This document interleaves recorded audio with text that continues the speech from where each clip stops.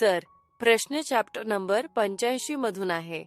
यात असं म्हटलं आहे की beyond forgiveness you hold grudges because you expect others to fit your images. They don't and your desires feel wounded. तर sir, मी हे बघितलं आहे की मी अनेकदा दुखावली जाते. तर माझ्या समजुतीनुसार पहिली जी प्रतिक्रिया येते ती ही आहे की समोरच्याला दोष देण्याची इच्छा होते. ही गोष्ट आपण बघू शकत नाही की हे माझ्याच इमेज फॉर्मेशनमुळे झालं आहे आणि ती जेव्हा तुटते तेव्हा आपल्याला या कारणामुळे दुःख होतं. दुःख होतं कारण अपेक्षा तुटली आणि अपेक्षा यामुळे तुटली कारण तुम्ही भ्रमात होता. ठीक आहे, सगळ्या अपेक्षा भविष्यासाठीच असतात ना. तुम्ही एका टकला बघून हे प्रोजेक्शन करता का की एका तासाने तो 20,000 फूट उंचीवर असेल? करता का? करत नाही ना.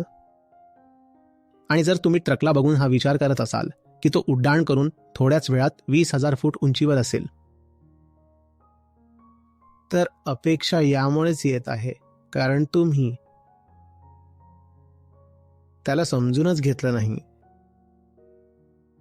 ज्याच्याकडून तुम्ही अपेक्षा ठेवत होता त्याच्याबद्दल तुम्ही भ्रमात होता.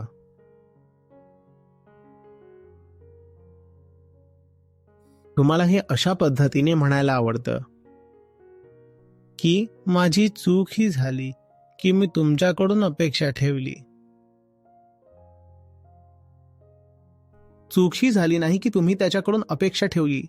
चूक ही आहे की तुम्ही त्याला ओळखलंच नाही. तो कोण आहे हे तुम्हाला कळलंच नाही. तुम्ही भ्रमात होता. तुम्ही ट्रकला एअरक्राफ्ट समजत होता. आणि जेव्हा ट्रकला एअरक्राफ्ट समजाल तेव्हा ही अपेक्षा तर आपोआप येऊनच जाईल की थोड्याच वेळात तो 20,000 किंवा 30,000 फूट उंचीवर उडत असेल. लक्षात येते का?